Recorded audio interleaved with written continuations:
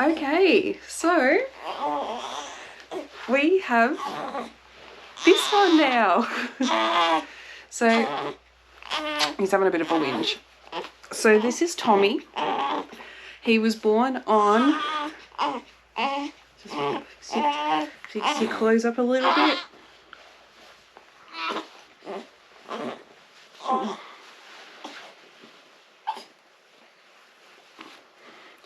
He was born on the 5th of October at 12:48 a.m. So he just made it into the 5th. And I'm going to try to tell, what happened with his birth, because it's not how I planned for it to go, but at the same time, it's not. I think we still had a positive birth, and I think that comes down to how we looked at it at the time. So on Wednesday, so the 4th of October, I woke up in the morning and there was I didn't know if I'd wet myself or not, because my underwear was a little bit wet. So I went to the toilet and just to check, emptied my bladder just to make sure that was all emptied. So just to rule that one out. And then I kept having water coming out. So kind of deducted that my water had broken.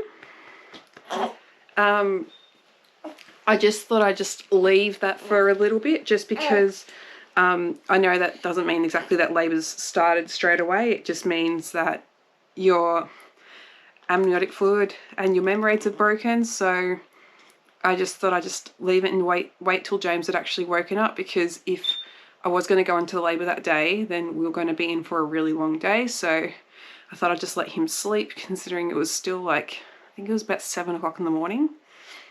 And then around 8 o'clock, James woke up and I just went, don't mean to alarm you, but I think my waters are broken. And then he was like, what do we do now? So I said, I'll just call the hospital just to see what they want to do, because I know I don't need to go in yet. I'm not in active labour, but just so they know that it's probably today. So I called up the hospital, and they said to put a pad in just to kind of collect it up a little bit. And I said, I'd already done that, because I didn't want to be dripping everywhere.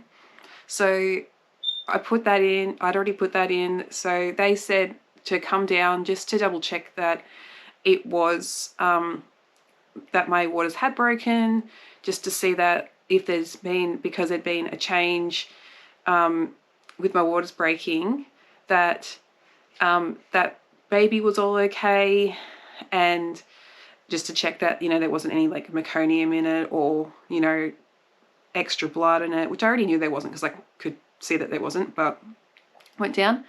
So we went down to the hospital, and they put me on the CTG machine just to see how baby was going. So and so that measures your heart rate, your blood oxygen, baby's heart rate, and if you got any contractions.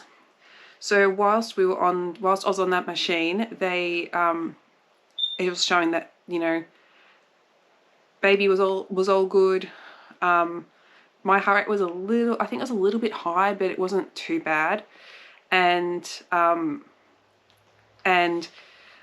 it started showing that I was starting to have contractions. They weren't super strong, they weren't,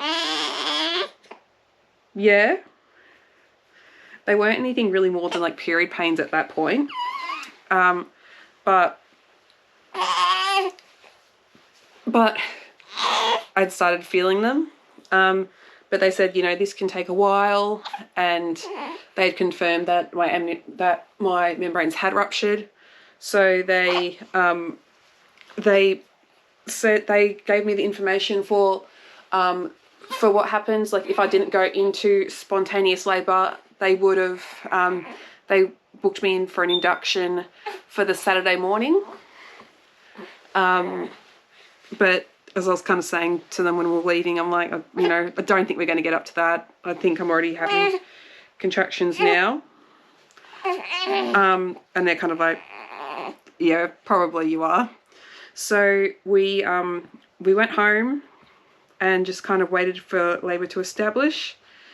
By the time we got home, I just chucked my TENS machine on, which gave me lots of really good kind of relief at the very start.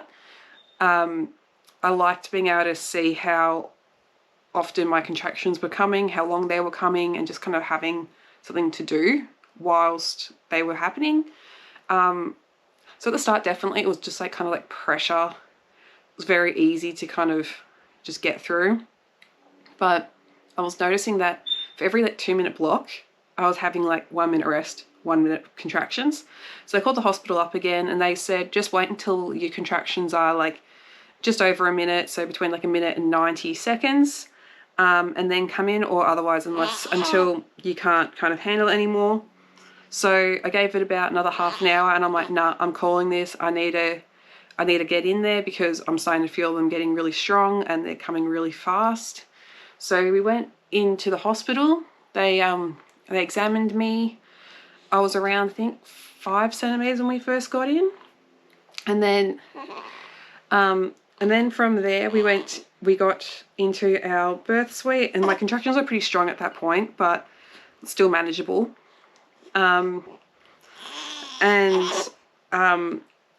We got, you know, handed over to our midwife. So her name was Rochelle. And, you know, we'd done calm birth. I wanted to actually do the whole like natural labour thing. You know, I didn't really want to have a whole bunch of... Dude, you're usually really chill. Why are you like upset now? Usually, I wanted to do the whole like relax thing, but I knew he was big and my contractions were coming really fast. And when we did our course, they'd said that, you know, usually you'll have about like a minute of work and then you'll have like probably 3 minutes off. I wasn't getting that. I was probably getting about 1 minute on, 1 minute off, or 1 minute on, 30 seconds off.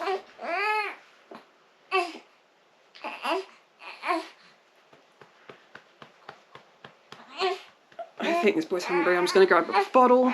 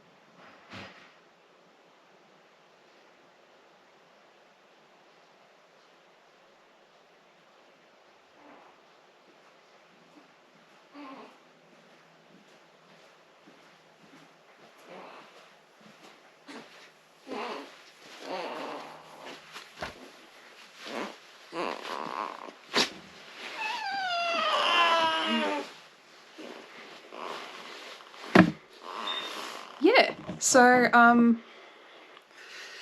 so he just like chilled out completely whilst I was heating that up. Yeah, so contractions were coming quite close together. And I was trying to do like my calm birth, like breathing through them. And then they'd filled up the bath, so I got into the bath. But,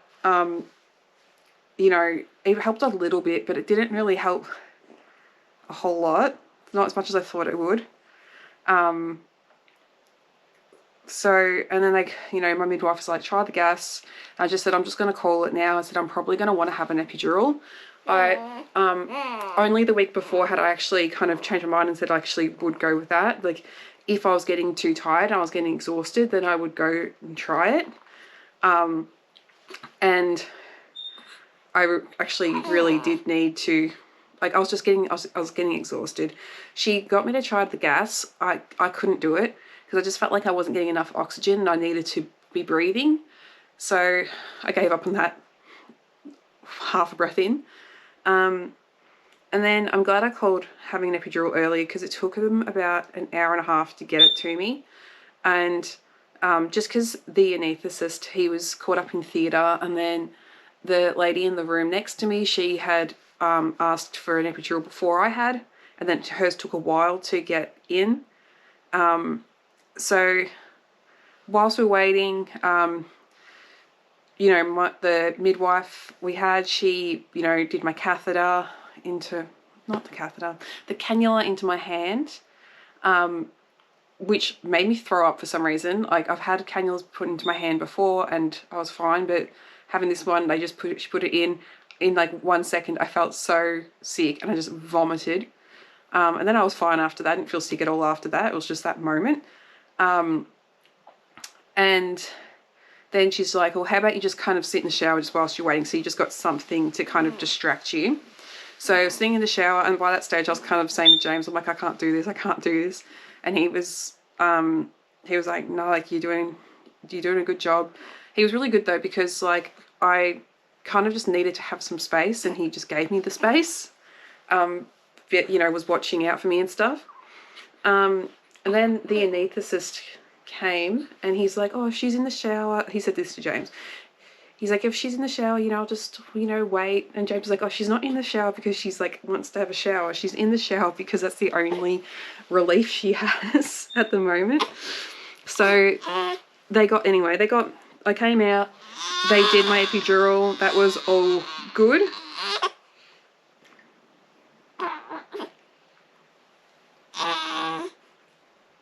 Open your mouth up.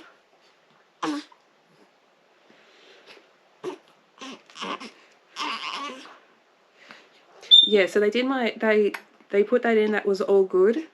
The only part that really hurt was just getting the general anesthetic into my back, which really just stung a little bit.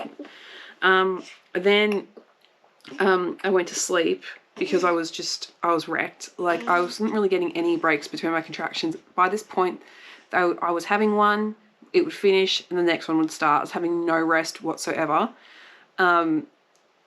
That was probably the biggest thing that kind of delayed me. So after I got the epidural done, I was at 7 centimeters. And I was kind of in and out of being asleep. And then, like, I don't know, in my moments of being awake, I started, all these people were starting to come into the room, and apparently baby's heart rate had dropped because my blood pressure had dropped, and that was a way of, him conserving his oxygen when my blood pressure was down, because he was getting less blood kind of coming through because my heart rate was lower. Sorry, because my blood pressure was lower. So they gave me a needle to stop my contractions for a bit, just to give him a chance to catch up.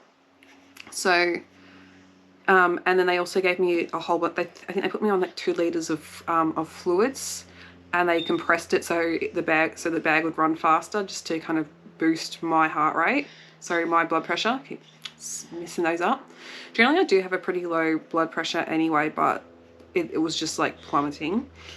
And that all resolved itself, so that was all good. I did ask my midwife, I said, what would have happened had it not picked up? And she's like, you would have gone to a C-section at that point. So I was like, oh, cool, because I didn't want to actually have a C-section. I want to have my kids really close together. And I didn't want to have to wait for a C-section. So I was pretty happy with that. Then I just went to sleep for a little bit. The midwives changed over. So our next midwife, her name was Amber, and she had a student with her. So they were both really good. And they just said, just have a sleep, you know. So me and James, we both went to sleep. So I was sleeping on the bed. James slept on the couch. And then I think this was around, so it was about 4 hours later, and they checked me, and I'd only like dilated an additional centimetre. So I was only at 8, and I was at 8 for like 4 hours. And apparently my heart rate was starting to go a bit tachycardic. So they got one of the doctors in, and she examined me, and she said that basically that baby was stuck. I wasn't going to be I'd been at 8 centimeters for too long. At the time, I thought you know, I could just move him. I didn't want to have a C-section. So I said, you know, what's going to happen if we don't get the C-section? And she said, you know, he's going to just get more and more stuck. Eventually, you know, it's going to make having a C-section even harder. And then what kind of worried me a bit was when she said, you know, and it could kind of probably, if it gets too bad, it could prevent you from having kids in the future.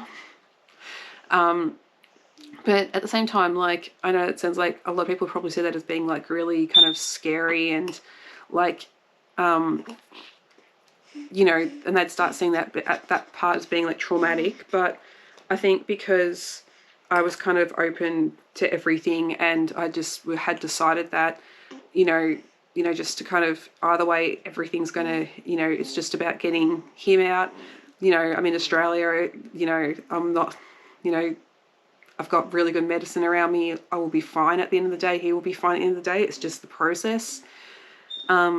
We ended up agreeing to it, but she said, like, you know, we can just check to see whether you check before we, like, when you get into theatre, we can just do another check just to see how, you know, whether you could push. I don't think it's going to happen, but she gave me the option, and that made me feel a lot better. So they prepped me for surgery. So they put the tape over all my piercings, got me to take my necklace off, got James gowned up, and then they wheeled us off to theatre. My epidural was actually starting to wear off a little bit. I did want to top it up, but I was just like, I'll just wait.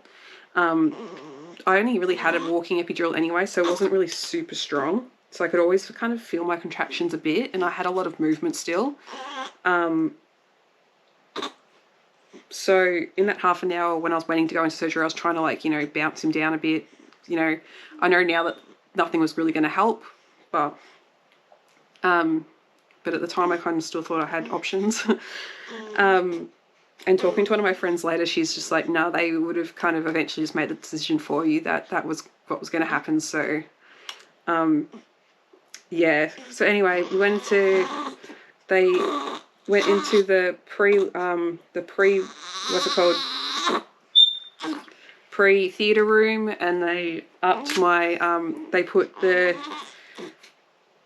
anesthetic through my epidural line, I think they gave me some antibiotics through my cannula in my hand. Then they wheeled me in, and I think the whole surgery team was really good. Like, everyone was like really like chilled out. Everyone was super nice. One thing I do remember thinking was, they're like, oh, here on the bed there's like these like armrests that you can put your arms on, and I was like thinking, yeah, because I'm on a gurney, like you are for a lethal injection. But that kind of like, it wasn't like a scary thought, it was just kind of like this is kind of weird. And I just wanted to know where James was. I think my biggest thing was, like, with my sister's C-section, her baby had to get resuscitated, so they took her away. And I was just like, I was so, like, if something happens, James has to stay with baby. Like, I'm like, I'll be fine, I'm an adult, but he's a baby. He needs to have a parent with him. So But that never happened. He was always in the same room as me, and they were like, and when they did take him out, he was on a screen. And anyway, so they did the whole surgery. They got him out. When they got him out, they let me hold his hands for a little bit before they cut the cord and took him away to do his examinations. Apparently he needed to have a little bit of oxygen. His first APGAR score at 1 minute was 7, and then it was 8, and that was generally because he was quiet. And I remember asking them, like, why wasn't he crying? But then, yeah, it was all good. He weighed just over 4 kilos. So considering he was born at 37 weeks and 5 days, he was pretty big. And that's probably why he got obstructed. So they closed me all up. They put him on that. Once they'd all, done that, James had cut the cord. They put him on me, so we could have some skin to skin, and that was the weirdest feeling. Like, because you've walked around with a baby, with this human in you for their entire existence, but you never know what they look like until they actually give them to you, and then it's really surreal because you're back together again, but it's so different.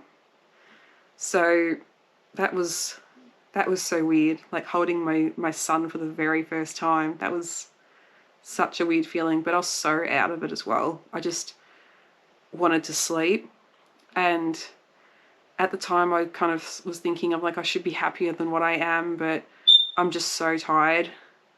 Because even though you have an epidural and you can sleep through that, your body is still working really hard, even though you can't feel the pain of your body working really hard, it's still doing a lot.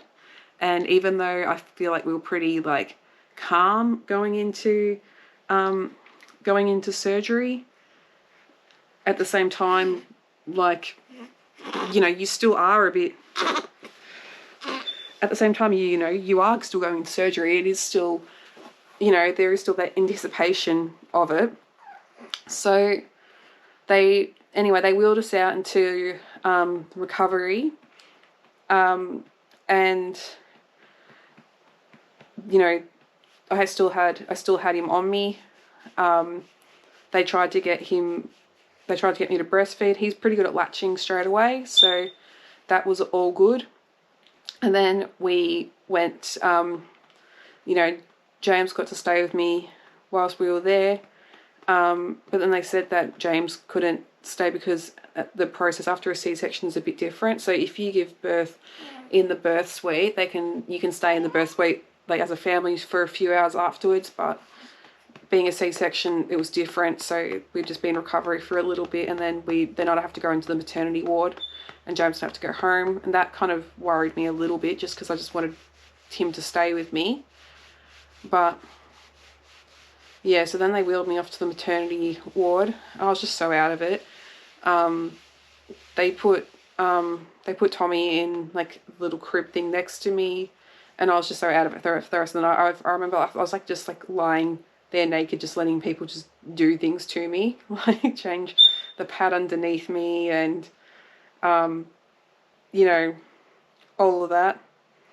But one of the nicest memory I have, and this is to date in my life, was just looking at him and then realizing he was looking back at me. And that's like, I don't know, the first moment that we ever locked eyes on each other, and it's the nicest memory I have. I think that was, it was the first moment where it was like, I just kind of realized it was us, and I could actually process what had actually happened, and it was just amazing. And then I didn't really sleep that night because I didn't really know his voice yet, so I couldn't tell when he was crying versus when other babies were crying, so I was just waking up to all the babies crying. And there was about six babies like in my little section of the ward. So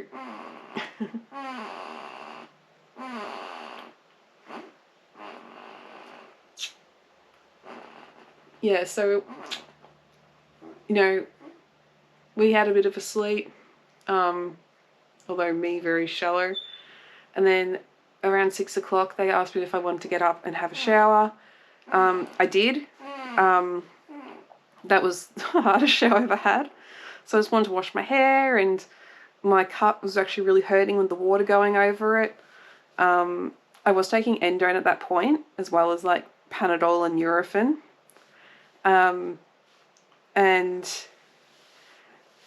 So I had my shower, got all that done. They kept asking me whether I was okay because I didn't want to have help. I just wanted to do it myself.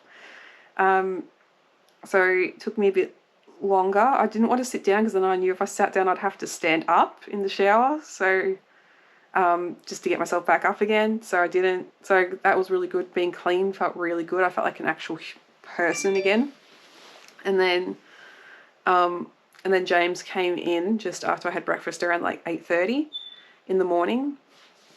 And yeah, like that day, like, you know, Mum and Dad came down with Maremi. Natasha came down at a point to meet him. James's mum came down to see him. Got lots of presents from everyone. I think I wasn't even like tired at that point. I still think I was just still running on adrenaline and just, you know, everything was all different. My brother and Hannah came down, so he met everyone. And then that night we went back to sleep, and he was a little bit shaky. So we were, I'm already on sertraline, so we were already going to be in the hospital for 48 hours after his birth just to check on how he'd go with, you know, sertraline withdrawals. So he was a little bit shaky, and which is not uncommon coming off sertraline. So they initially just thought it was that, because I can get a little bit shaky too. But then they were like, no, we'll test his glucose, and it turns out his glucose was dropping. So he's quite a big baby, and I just wasn't keeping up. Like my colostrum wasn't keeping up with what he needed. So they ended up. So he went. He ended up ultimately going into the special care nursery for a night. After that, and that day, like, because when they made the decision for him to go in, like, I just thought he was going to get like just one more heel prick up there upstairs with James, and then he didn't come back for an hour. And James was messaging me the whole time, but I don't know. I'd never been away from Tommy before, so that was really scary. I wasn't really. I was just. I don't know. I think that was when I had my hormone drop, and I was just crying when he came back, and I just wanted to hold him just because I'd never been away from him. But I know that was probably just my hormone drop. And anyway, so that night he had to go he had to stay overnight in the special care nursery because he needed to have 3 normal glucose readings. So they had to be over 2.6. And that was over like, how many hours? I think it was over for a period of 9 hours. So he did pass it. So but I refused to leave him when he was in special care. I just stayed with him the whole time. Just wanted him to be okay. And my camera went flat, so I'll just film the rest of my phone. Yeah, so we got back to the ward around 3 o'clock in the mornings once he had 3 normal glucose readings. I messaged James just to let him know that we were back and he was all good.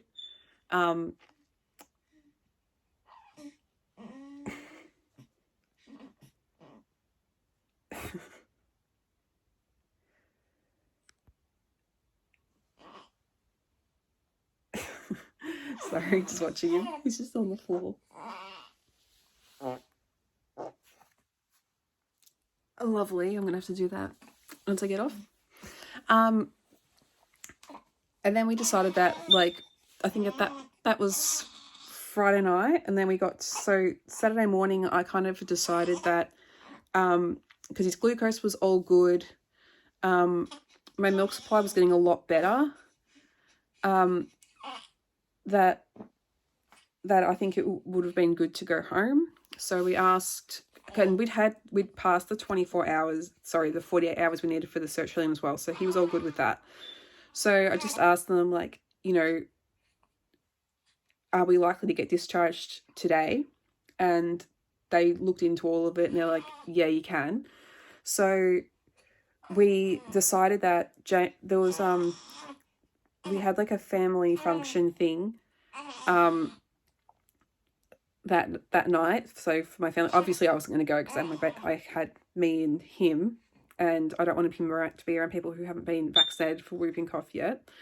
So James wanted to go, and it was really neither here nor there for me for him to go. So James went, and he picked me up at 8:30 that night to go home. So so I got everything ready. James came. James put everything in the car, and then we got home, and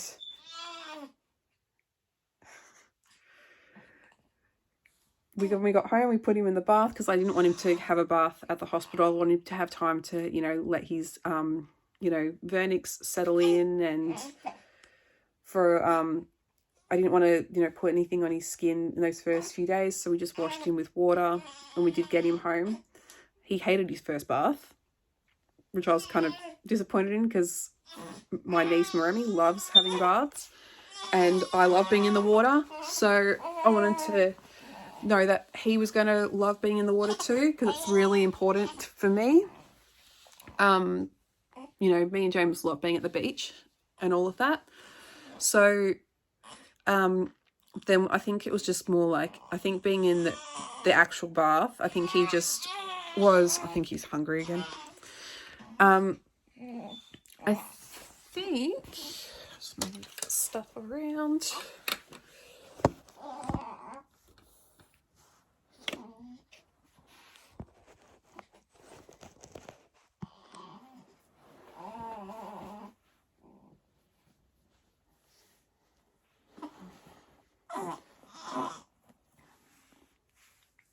Do you want more milk?